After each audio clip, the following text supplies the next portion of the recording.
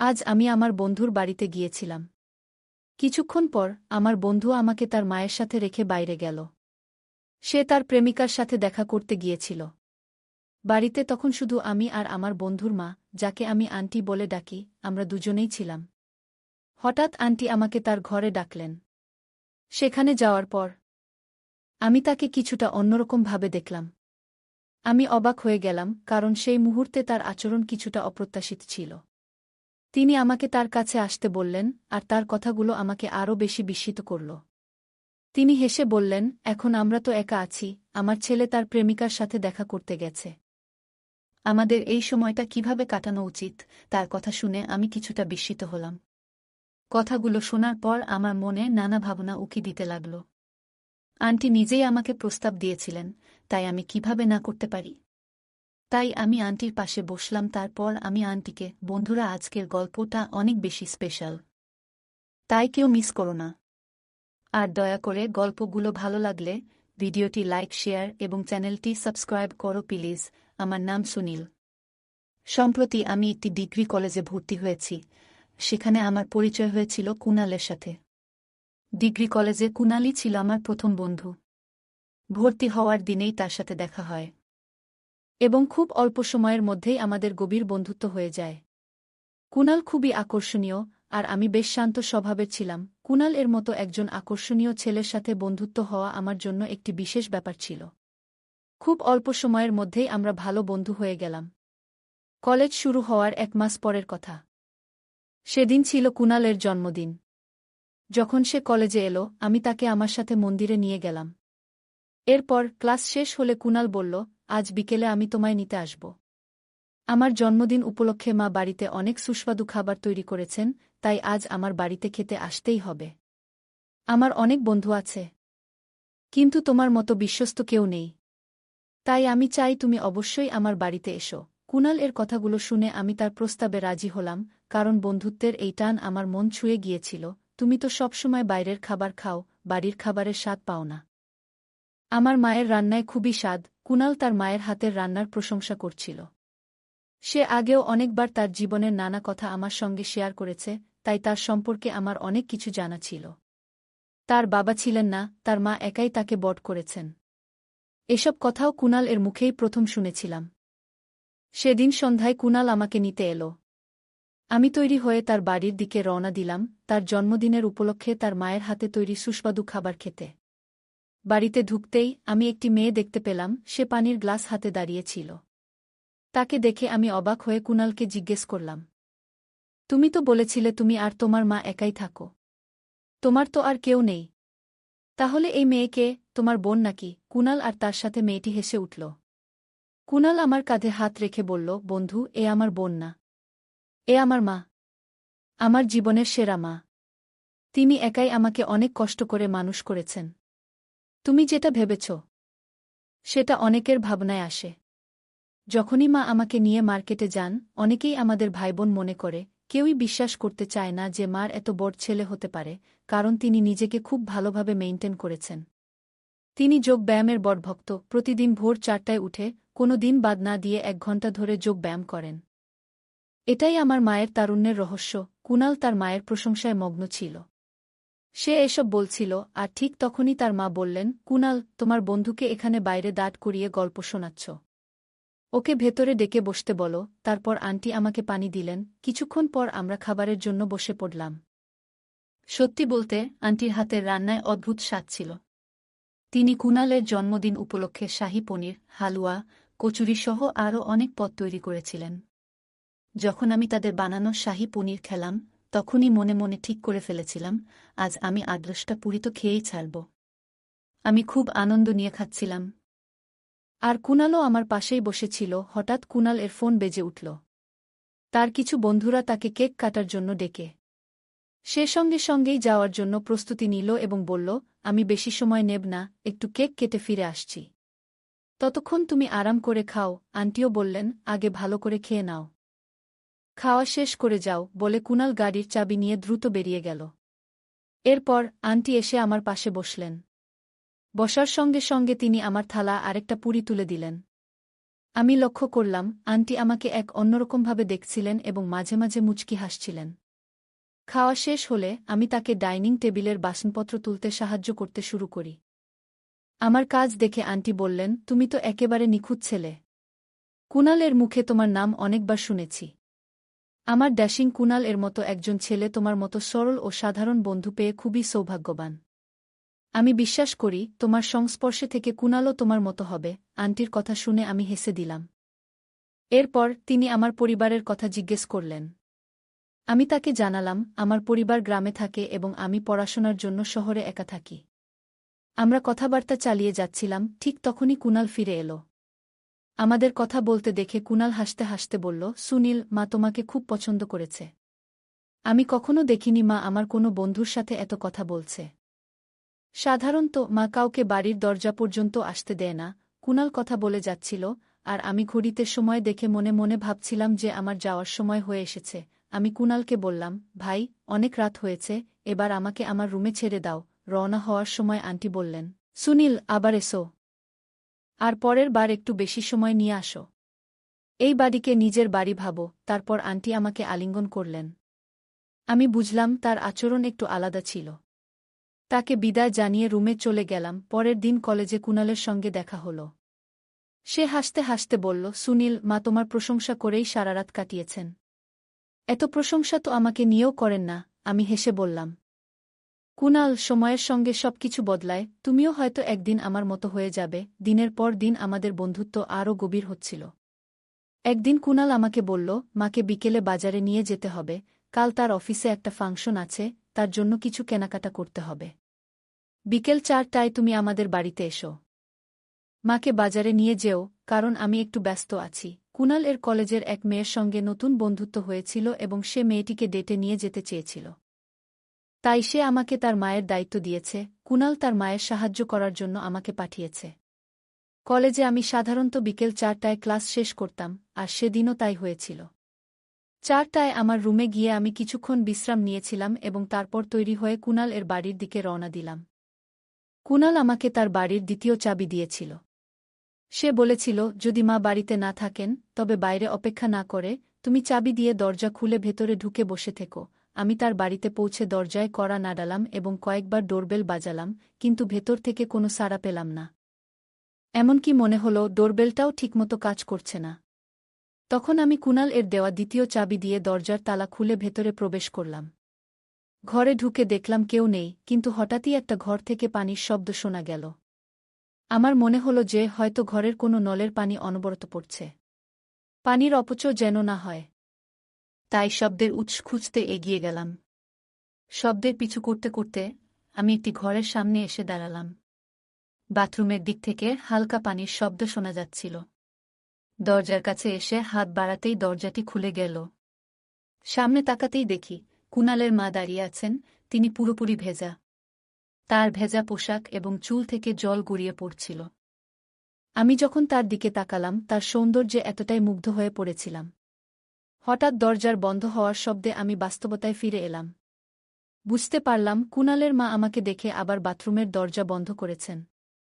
আমি ধীরে ধীরে হেঁটে ঘরের দিকে গিয়ে বসলাম। কিছুক্ষণ পরে তিনি ঘরে এলেন এবং জিজ্ঞাসা করলেন, সুনীল, তুমি এই সময় এখানে কিভাবে? আমি তাকে সব কথা খুলে বললাম এবং ক্ষমা চাইলাম।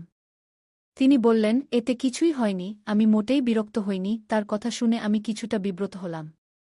তিনি বললেন, তুমি এখানে কয়েক মিনিট অপেক্ষা করো, আমি একটু রেডি হয়ে আসছি। এরপর তিনি নিজের ঘরে গেলেন এবং কিছুক্ষণ পর সাধারণ পোশাকে ফিরে এলেন।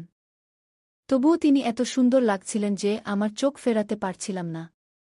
তিনি এসে আমার কাছে বসলেন এবং আমার চুলে হাত বুলিয়ে বললেন, সুনীল, তুমি এত কি ভাবছ? তিনি বললেন, চলো, তাড়াতাড়ি করো, সন্ধ্যায় ফিরে এসে আমাকে রান্না করতে হবে। ওনার কথা শুনে আমি নিজেকে সামলে নিলাম এবং তার সাথে বাজারে যাওয়ার জন্য বেরিয়ে পড়লাম। বাইকে ওনার উঠার পর তিনি দুহাতে আমার কাঁধে ধরে বসলেন। আন্টি যেখানেই যেতে চেয়েছিলেন আমি তাকে সেখানে নিয়ে যাচ্ছিলাম। বাজার থেকে বাড়ি ফিরে তিনি বললেন, আজ থেকে যদি আমাকে বাজারে যেতে হয় আমি তোমাকেই নিয়ে যাব। কারণ তুমি কোনো আপত্তি করো না, যেখানে আমি বলি তুমি সেখানে নিয়ে যাও। এতে আমার কাজ দ্রুত হয়ে যায়। না হলে তোমার বন্ধু কুনাল আমাকে একটা দোকানে নামিয়ে রেখে নিজে বসে থাকে, আর আমি পায়ে হেঁটে বাকিটা বাজার করতে হয়। কিন্তু তুমি তো সব ব্যাগও নিয়েছ, আমাকে গাড়িতে নিয়ে গেছ, এতে আমার অনেক সময় বেঁচে গেছে। তারপর তিনি মৃদু হেসে আমার গালে স্পর্শ করলেন এবং আমাকে প্রশংসা করলেন। সেটা তিনি স্বাভাবিকভাবে করেছিলেন, নাকি তার মনে অন্য কিছু ছিল, সেটা বোঝা আমার পক্ষে সম্ভব হয়নি। তবে ঘটনাটি আমার মনে গভীরভাবে দাগ কাটতে শুরু করল। আমি সেই ভাবনায় মগ্ন ছিলাম। এদিকে তিনি নতুন শাড়ি পরে এসে আমার সামনে দাঁড়ালেন। আন্টি আমাকে জিজ্ঞেস করলেন, এই শাড়িতে আমি কেমন লাগছি? আমি বললাম, আন্টি, আপনি তো দারুণ লাগছেন। তবে শাড়ির সামান্য একটা অংশ একটু ঢিলা মনে হচ্ছে। আমার কথা শুনে তিনি বললেন, সম্ভবত পিছনের ফিতে বাঁধা হয়নি। সুনীল, তুমি কি একটু সাহায্য করবে? আমি তাকে ফিতে বাঁধতে সাহায্য করলাম। কাজ শেষ করে সামনে দাঁড়িয়ে দেখলাম, তিনি চোখ বন্ধ করে একদম শান্তভাবে দাঁড়িয়ে আছেন। আমি ডাকতেই তিনি চোখ খুলে মুচকি হেসে বললেন, কেমন লাগছে? আমি উত্তরে বললাম, আপনি সাধারণতই সুন্দর দেখতে, তবে এই শাড়িতে আপনার সৌন্দর্য আরও বেশি উজ্জ্বল হয়ে উঠেছে। আমার মুখ থেকে প্রশংসা শুনে তিনি লজ্জা পেয়ে তার ঘরে চলে গেলেন। ঠিক তখনই কুণালের ফোন এলো। কুণাল বলল যে সে আজ রাতে তার বান্ধবীর সাথে বাইরে থাকবে এবং তার মাকে একা রাখতে চায় না। সে আমাকে বলল, তুমি যদি মায়ের সাথে থাকো, তবে মা আমাকে ফোন করে বিরক্ত করবেন না। তুমি সবকিছু যেমন সুন্দরভাবে সামলে নিয়েছ, আজ রাতেও তেমনভাবেই সামলিয়ে নিও। ফোন রেখে দিল কুণাল। কিছুক্ষণ পরে আন্টি শাড়ি বদলে এসে আমাকে জিজ্ঞেস করলেন, কুণালের কি খবর? বন্ধুত্বের খাতিরে আমাকে আন্টিকে একটা ছোট্ট মিথ্যা বলতে হলো। আমি বললাম, কুণাল আমাদের স্যারের খুব প্রিয় ছাত্র, স্যারের কিছু কাজ ছিল, তাই তাকে আজ রাতে স্যারের বাড়িতে থাকতে হবে। সে আজ ফিরবে না। আমার কথা শুনে আন্টির মুখে একটা মৃদু হাসি ফুটে উঠল। তিনি বললেন, আমি তো একা বাড়িতে থাকতে পারি না, তাই আজ রাতে তোমাকে এখানেই থাকতে হবে। এটা কুণাল আগেই আমাকে জানিয়ে দিয়েছিল। বন্ধুত্বের জন্য মাঝে মাঝে এমন মিথ্যে বলতেই হয়, আর আমার অবস্থা তখন এমনই ছিল। আমি আন্টির সাথে থেকে যাওয়ার জন্য সম্মতি দিলাম। তবে আমি বুঝতেও পারিনি সেই রাতে আমার আর আন্টির মধ্যে কি হতে চলেছে। রাতের খাবার শেষে আন্টি আমাকে তার ঘরে ডাকলেন। আমরা অনেকক্ষণ কথা বললাম। তিনি আমার পরিবার সম্পর্কে জানতে চাইলেন। আমি বললাম, আমার বাবা মা গ্রামে কৃষিকাজ করেন, আর আমি শহরে পড়াশোনার জন্য একা থাকি। শহরে আমার আর কেউ নেই। আমি কথা বলতে বলতে হঠাৎ থেমে গেলাম, যখন আন্টি আমার মুখের উপর হাত রাখলেন। তিনি বললেন, সুনীল, এমন কথা আর কখনো বলো না। মনে রেখো, এখানে তুমি একা নও, আমি আছি তোমার পাশে। তুমি কখনো একা নও। আন্টির কথায় যেন একটু দ্বিধা ছিল। তিনি কিছু বলার আগে হঠাৎ কুণালের নাম উল্লেখ করলেন, তবে তার দৃষ্টিতে কিছুটা অস্বাভাবিকতা লক্ষ্য করলাম। বয়সের কারণে আমি তার দৃষ্টির পরিবর্তন বুঝতে পারছিলাম। এই পরিস্থিতি এড়াতে আমি মৃদু কাশির ভান করলাম। আমাকে কাশতে দেখে তিনি হাসলেন এবং পানি এনে পাশে বসে পড়লেন। আমি বললাম, আন্টি, রাতে জিন্স পরে ঘুমাতে একটু অস্বস্তি হয় আমার। কুণালের কোনো আরামদায়ক পোশাক থাকলে দিন, আমি সেটা পরে ঘুমাতে চাই। তিনি বললেন, কুণালের ঘর থেকে আলমারি খুলে নিজেই কাপড় নিয়ে নাও। কুণালের ঘরে গিয়ে আলমারি খোলার সাথে সাথে সেখানে বিভিন্ন ধরনের পারফিউম, ব্রেসলেট এবং আরও অনেক জিনিস দেখতে পেলাম। কৌতূহলবশত একটি ব্রেসলেট পরে নিলাম এবং একটা রঙিন শার্টও গায়ে পরলাম। তারপর আমি চুলে জেল লাগিয়ে কুণালের মতো একটা স্টাইল করার চেষ্টা করলাম। আয়নার সামনে দাঁড়িয়ে নিজের দিকে তাকাচ্ছিলাম। ঠিক তখনই হঠাৎ আন্টি আমার পেছনে এসে দাঁড়ালেন। কখন এসেছেন আমি টের পাইনি, কারণ আমি নিজের দিকে তাকিয়ে ব্যস্ত ছিলাম। তিনি আমাকে নিজের দিকে ঘুরিয়ে আমার চুল ঠিক করলেন এবং ব্রেসলেটটি খুলে দিলেন। তিনি বললেন, সুনীল, তোমার কিছু বদলানোর দরকার নেই। তুমি যেমন, তেমনটাই চমৎকার। প্রথমবার দেখেই তোমাকে ভালো লেগেছিল। কথাগুলো বলার সময় তিনি স্নেহভরে আমার পাশে এসে দাঁড়ালেন। আমি একটু অস্বস্তি বোধ করছিলাম, তাই বিনয়ের সাথে একটু দূরে সরার চেষ্টা করলাম। তিনি হেসে বললেন, সুনীল, এখন তো বাড়িতে আমরা শুধু দুজনই আছি। তুমি এতটা দূরে কেন যাচ্ছ? আমি তার কথা শুনে বিস্মিত হয়ে বললাম, আন্টি, আপনি কি বলতে চাইছেন? কিছুক্ষণ চুপ থাকার পর মনে হলো তিনি কিছুটা অস্বস্তি বোধ করছেন এবং দ্রুতই নিজের অবস্থান পরিবর্তন করলেন। তার আচরণে আমি কিছুটা অস্বস্তি অনুভব করতে শুরু করলাম। তাই হঠাৎ করে তার হাত ধরলাম এবং তাকে কুণালের ঘর থেকে বাইরে নিয়ে গেলাম। তিনি দরজায় কয়েকবার ধাক্কা দিলেন, কিন্তু আমি দরজা খুলিনি। কারণ যা ঘটছিল তার জন্য আমি মানসিকভাবে প্রস্তুত ছিলাম না। তার সৌন্দর্য আমার মনকে গভীরভাবে প্রভাবিত করেছিল, তবে কিছু বিষয় ঠিক মনে হচ্ছিল না।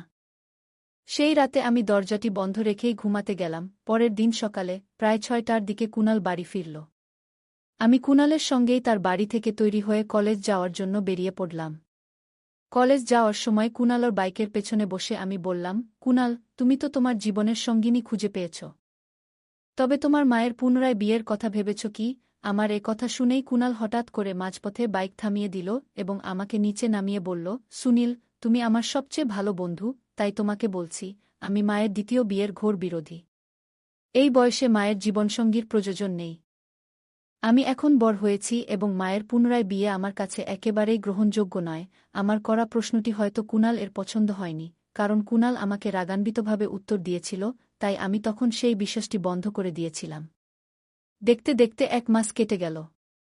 এই 1 মাসে আমি একবারও কুনাল এর বাড়িতে যাইনি।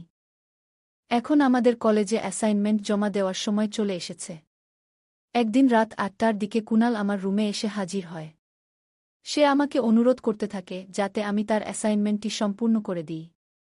আমি সব সময় আমার কাজ সময় মতো করে রাখি, তাই আমার সব অ্যাসাইনমেন্ট আগেই শেষ হয়ে গিয়েছিল। কুনালের অ্যাসাইনমেন্টটি শেষ করতে আমি রাজি হয়ে গেলাম। কিন্তু তখন রুমে বিদ্যুৎ ছিল না। আধা ঘন্টা কেটে গেছে, তবু আলো ফিরে আসেনি। কিছুক্ষণের মধ্যেই জানতে পারলাম যে পরবর্তী 3 দিন পর্যন্ত বিদ্যুৎ আসবে না। কুনাল আমাকে বলল, এখানে বিদ্যুৎ নেই তো কি হয়েছে? আমার বাড়িতে লাইট, ইনভার্টার সব আছে। প্লিজ, আমার সাথে বাড়িতে চলো। কুনালের অনুরোধে আমি তার সাথে তার বাড়ি যাওয়ার জন্য রাজি হলাম। বাড়িতে পৌঁছেই আমি কোনো দিকে না তাকিয়ে সরাসরি তার ঘরে চলে গেলাম এবং দরজা বন্ধ করে দিলাম। কুনাল আমাকে অ্যাসাইনমেন্ট লেখার জন্য দিয়ে নিজে তার গার্লফ্রেন্ডের সাথে ফোনে কথা বলতে লাগল। তার গার্লফ্রেন্ড একাই নিজের রুমে থাকে। হঠাৎ কুনাল ফোনটি বন্ধ করে আমার দিকে ফিরে বলল, সুনীল, আজ রাত তুমি এখানে সব সামলে নাও। আমি আমার গার্লফ্রেন্ডের সাথে দেখা করতে যাচ্ছি, সম্ভবত সকালে ফিরব। আর হ্যাঁ, অ্যাসাইনমেন্ট জমা দেওয়ার জন্য এখনও 4 দিন বাকি আছে, তুমি চাইলে ঘুমাতে পারো। আমি কুনালকে বাইরে যেতে নিষেধ করছিলাম, কিন্তু সে কথা না শুনে বেরিয়ে গেল। প্রায় আধা ঘন্টা পর আমি তার রুমে বসে অ্যাসাইনমেন্ট লিখছিলাম, তখন দরজায় টোকা পড়ল। বাইরে গিয়ে দেখলাম আন্টি 2টি গ্লাসে দুধ নিয়ে এসেছেন। কুনাল ঘরে নেই, এই বিষয়টি যেন তিনি না বুঝতে পারেন। তাই আমি তাকে ঘরে ঢুকতে দিলাম না এবং বাইরে গিয়ে বললাম, কুনাল ঘুমিয়ে পড়েছে। তিনি আমাকে 1 গ্লাস দুধ দিয়ে তার ঘরে ফিরে গেলেন। আমি ডাইনিং রুমে বসে দুধ খেয়ে আবার কুনাল এর ঘরে ফিরে এলাম। হঠাৎ আন্টির ঘর থেকে অদ্ভুত শব্দ শুনে আমি আতঙ্কিত হয়ে তার ঘরের দিকে ছুটলাম। ঘরে ঢুকেই দেখি আন্টি নেই। পেছনে দরজা বন্ধের শব্দ হল। দেখলাম আন্টি দরজাটি বন্ধ করেছেন। আমি জিজ্ঞাসা করলাম, আন্টি, এটা কি হচ্ছে? তিনি হেসে আমার মাথায় হাত বুলিয়ে বললেন, তোমাকে এখানে আনতেই হতো, তাই এমনটা করেছি। তুমি তো আমাকে ভালোবাসো, তাহলে এমন করতেছ কেন? আমি বললাম, আপনি আমার জন্য মায়ের মতো। আমি কিছু ভুল করতে পারি না। দয়া করে আমাকে মাফ করুন। তখন তিনি রেগে গিয়ে আমার শার্টের বাটন এমনভাবে টানলেন যে সেগুলো ছিঁড়ে মাটিতে পড়ে গেল। আন্টি হঠাৎ আমার কলার ধরে বললেন, আমি তোমার মায়ের মতো হতে পারি, কিন্তু মা নই। এটা মনে রেখো। তার কথায় আমার চিন্তাধারায় একটা পরিবর্তন আসলো। সত্যিই তিনি আমার মায়ের মতো যত্নবান ছিলেন, কিন্তু মা ছিলেন না। তার কথা শুনে আমি শান্ত হয়ে তাকে বললাম, যদি কখনো কোনো ভুল করে আপনাকে কষ্ট দিয়ে থাকি, তার জন্য ক্ষমা করবেন। কিন্তু আজ বুঝলাম আপনি আমাকে কি বোঝাতে চেয়েছেন। আপনার ব্যক্তিত্ব এবং সুন্দর মন আমাকে সবসময় মুগ্ধ করেছে। আমার কথায় আন্টি খুবই খুশি হলেন। তার মুখে যেন এক আলাদা রকমের খুশি ফুটে উঠল।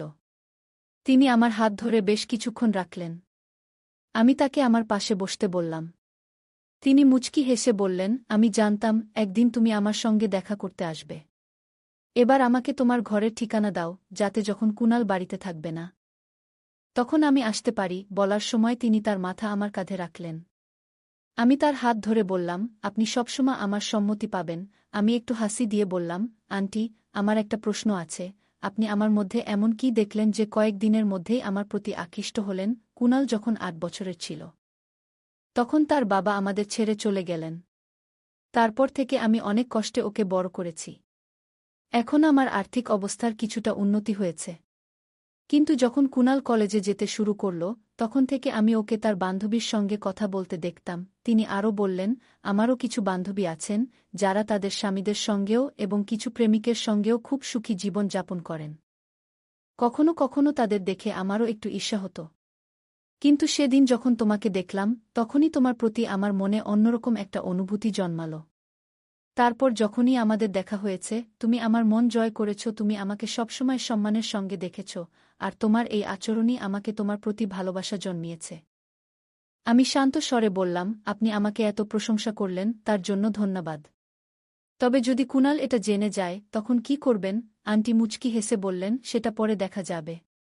এখন আমি শুধু কিছু সুন্দর মুহূর্ত কাটাতে চাই, যার জন্য আমি বহুদিন ধরে অপেক্ষায় ছিলাম। তিনি কাছে আসার চেষ্টা করছিলেন। আমি শান্তভাবে বললাম, আন্টি, আপনি যা খুঁজছেন তা সাময়িক শান্তি নয়। আপনার কথাবার্তা থেকে বোঝা যাচ্ছে আপনি এমন একজনকে খুঁজছেন যে আপনাকে সারা জীবন ভালোবাসবে এবং যত্ন করবে। আমি আপনার মঙ্গলের জন্য বলছি, তবে আপনি এই বিষয়টি ভুলভাবে দেখছেন। আমি আরও বললাম, যদি আপনি প্রকৃত ভালোবাসা এবং সাময়িক অনুভূতির মধ্যে পার্থক্য বুঝতে পারেন, তাহলে নিজের প্রয়োজনগুলো আরও স্পষ্টভাবে উপলব্ধি করতে পারবেন। আমি আন্টির দিকে তাকিয়ে শান্তভাবে বললাম, আপনি যদি সত্যিই বিষয়টি বুঝতেন, তবে আপনি এমন সিদ্ধান্ত নিতেন না। আপনার সৌন্দর্য আমার কাছেও দৃষ্টিগোচর। কিন্তু কিছু সম্পর্কের সীমা আছে যা আমরা কখনো অতিক্রম করতে পারি না। আপনাকে এটা বুঝতে হবে যে আপনার কি প্রয়োজন। যদি আপনি শুধু আবেগের বশে আমার সঙ্গে কিছুটা সময় কাটান, তাহলে পরে আপনাকে সেই মুহূর্তগুলোর জন্য অনেক আফসোস হবে। কারণ এই ধরনের সম্পর্ক কখনো সমাজে স্বীকৃত হতে পারে না। আর আমাদের সম্পর্কেও কোনো ভিন্ন নাম দেওয়া যাবে না। আমার কথাগুলো শুনে আন্টির চোখে এক ধরনের উপলব্ধির ছাপ পড়ল। তিনি ধীরে ধীরে মাথা নেড়ে মেনে নিলেন। তারপর তিনি আমার কাছে ক্ষমা চাইলেন এবং আমি যখন তার ঘর থেকে বেরিয়ে আসছিলাম, তিনি আমাকে আর থামানোর চেষ্টা করেননি। আমি কুনালের ঘরে ঢুকতেই দেখি কিছুক্ষণ পর কুনাল জানালা দিয়ে ভেতরে ঢুকল। তার হঠাৎ ফিরে আসার কারণ জিজ্ঞাসা করতেই সে বলল, আমার বান্ধবীর মাথায় একটু ব্যথা ছিল, তাই ওকে মেডিকেল থেকে ওষুধ এনে দিলাম। এজন্যই ওর কাছে গিয়েছিলাম। কুনালের কথা শুনে হেসে বললাম, কুনাল, কিছু মাস হলো তোমার ওর সাথে বন্ধুত্ব হয়েছে, আর এত অল্প সময়ে তোমার মধ্যে তার প্রতি এত টান। কিন্তু তোমার নিজের মায়ের কথা কি ভাবো? তারও তো একজন সঙ্গীর প্রয়োজন হতে পারে, তাই না? আমি বললাম, জীবনে সবারই সঙ্গীর প্রয়োজন হয়। তুমি তোমার নিজের জীবন নিয়ে ব্যস্ত হয়ে পড়বে, কিন্তু তোমার মায়েরও তো জীবনে একজন সঙ্গী দরকার হতে পারে, যিনি তার যত্ন নেবেন। একবার মায়ের কথা ভাবো, এতদিন তিনি তোমার জন্য বেঁচে থেকেছেন। এখন তারও একজন সঙ্গীর প্রয়োজন হতে পারে। আমার কথাগুলো শুনে কুনাল বেশ ভেবে দেখল। সে একটাও শব্দ আমার বিরুদ্ধে বলল না। পরের দিন যখন আমি তাদের বাড়ি থেকে বেরোচ্ছিলাম, কুনাল তার মায়ের সামনে এসে তাকে বিয়ের অনুমতি দিল। কিছু দিনের মধ্যেই কুনালের মা আবার বিয়ে করলেন। আন্টি তখন ৪২ বছর বয়সী ছিলেন এবং তার নিজের বয়সের একজন জীবনসঙ্গী খুঁজে পেলেন। আমি যখন আন্টিকে নতুন জীবনের জন্য শুভেচ্ছা জানাতে গেলাম, তিনি আমার মাথায় হাত বুলিয়ে বললেন, সুনীল, আমি তোমার মায়ের মতো নই, আমি তো তোমার মাই। তখন আন্টির সেই কথা মনে পড়ে গেল, আর তিনি তার নতুন স্বামীর সামনেই আমাকে ধন্যবাদ জানালেন। তাদের সুখী দেখে আমিও খুব খুশি হলাম। কুনাল আমার ঘনিষ্ঠ বন্ধু ছিল, তাই তার সুখ আমার সুখের মতোই। এরপর আমি আর আন্টির বাড়িতে খুব বেশি যাইনি। আমি চেয়েছিলাম তাদের নতুন জীবনের শুরুটা তাদের নিজের মতো করে হোক। তাই আমি অন্য শহরে গিয়ে নিজের পড়াশোনা শেষ করি। কুনালের সঙ্গে আমার বন্ধুত্ব অটুট ছিল, কিন্তু আমি আর তাদের বাড়িতে যেতাম না। যখনই আমাদের দেখা করার দরকার হতো, কুনাল নিজেই আমার কাছে চলে আসত, কিংবা আমরা কোনো নির্দিষ্ট জায়গায় দেখা করতাম। গল্পটা কেমন লাগলো জানাতে ভুলবে না। আরও মজার মজার রোমান্টিক গল্প শুনতে চাইলে ভিডিওটি লাইক, শেয়ার এবং চ্যানেলটি সাবস্ক্রাইব করতে এবং বেল আইকনটি ক্লিক করতে ভুলবে না। ধন্যবাদ।